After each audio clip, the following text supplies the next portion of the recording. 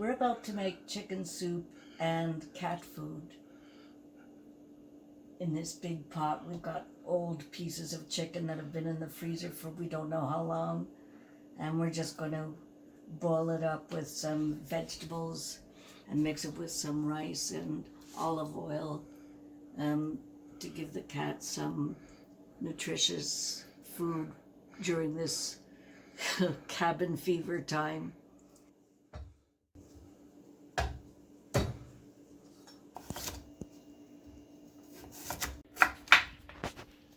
Well, and for those of you who can only use one hand, I have this really cool cutting board with spikes, so you can spike your vegetables on to hold it steady while you slice.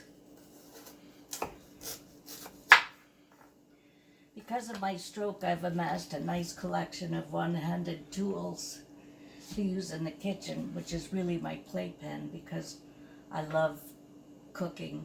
So I have all my toys that I use in my playpen. And now if my sous chef could lift the lid off the pot, I'll put these carrots in.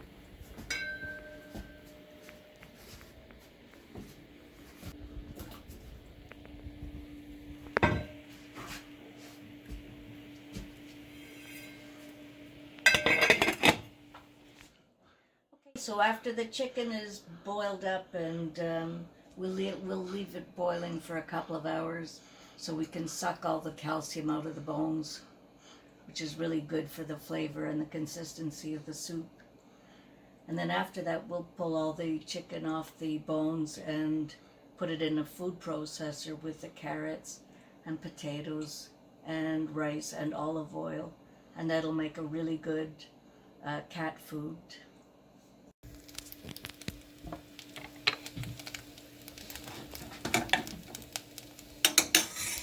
Okay, now I've added barley to the rice because cats need grains in their diet.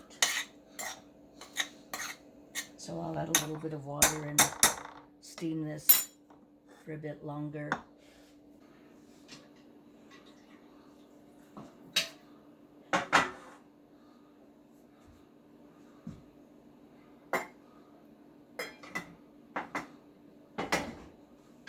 For anyone who is limited in the way they can use their hands, I have this really nifty jar opener by Hamilton Beach.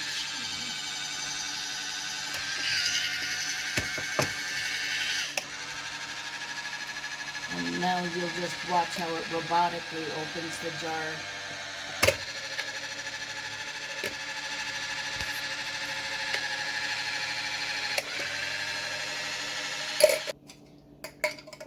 And that's my favorite toy. I am just slicing up some potatoes to add to the cat food. And I use my spiky cutting board because it makes life so much easier if you only got one hand to work with. Now, just so you understand why I use this and how I use it, under it I have a rubber mat that stops it from sliding on the counter. It's also got a lip that hangs over the edge of the counter and a backboard so nothing slides off the other end. Another tool that I use in the kitchen are drawers because they help me hold things in position. So I'll just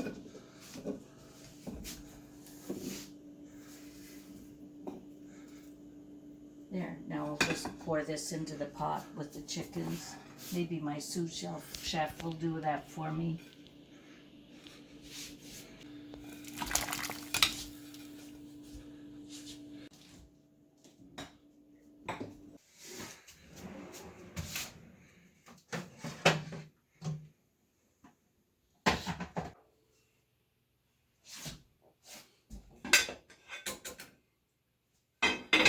Okay, so now is the time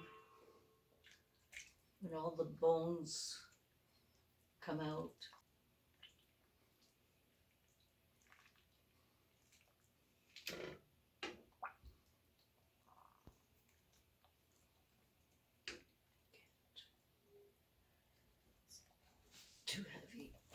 So let me just get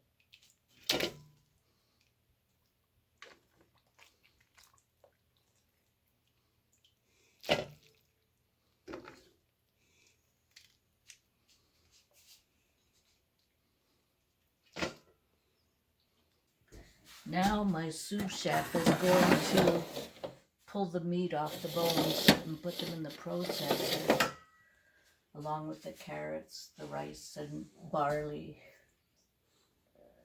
and potatoes and olive oil.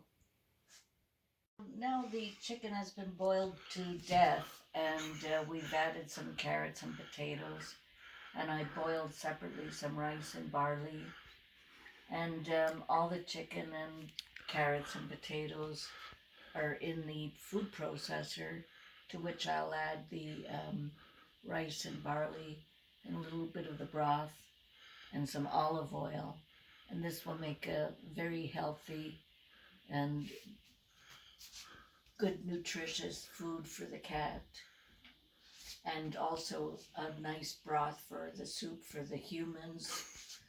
And this is the part I love. I just puree it into a nice pate. Well, she doesn't know it's as pate, she just knows it as supper and breakfast, but I think it's kind of cute to have it as a pate, and that's what we'll do once it's all pureed in the food processor.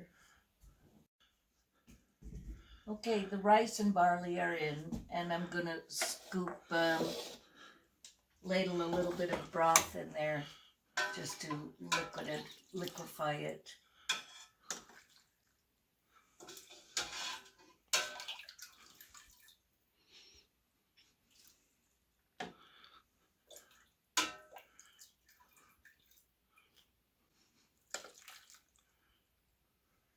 And that's it. And now I'm gonna, if sous chef will pass me the olive oil, I'm gonna put a little bit in here.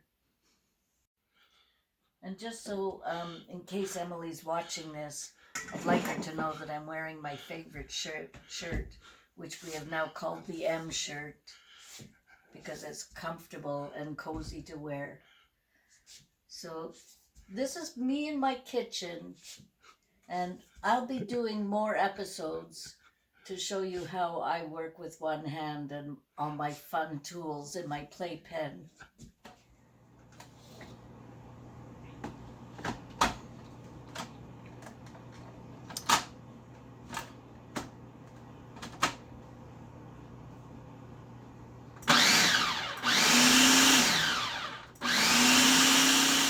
So now I'm cutting up carrots for the human food, for the soup that we humans are going to eat. Well, I call these Chernobyl carrots because they're so gigantic, but they're very sweet and tasty. You'll notice I have it spiked on my cutting board so it doesn't move while I'm cutting it. And we're just going to boil these in the broth that we made earlier. And I will add celery, sorry.